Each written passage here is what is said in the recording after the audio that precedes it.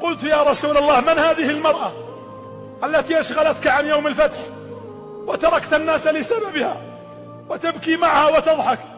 قال هذه الحولاء صديقة خديجة، رأيتها فذكرتني الغالية خديجة. تقول عائشة فغرت من خديجة، والله ما غرت من امرأة في قبرها كغيرتي من خديجة من كثرة ذكر النبي لها صلى الله عليه وسلم. فقامت عائشة بفطرتها النسائية والإنسانية، قالت يا محمد خديجة خديجة، كأن الله لم يرزقك من غيرها، لقد أبدلك الله بخير منها أنا.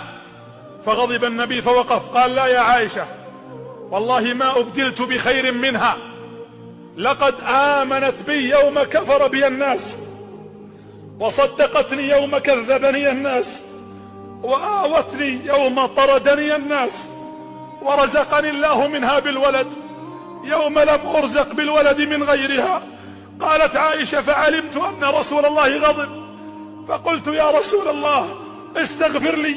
قال لا يا عائشة حتى تستغفر لخديجة. هذا الوفاء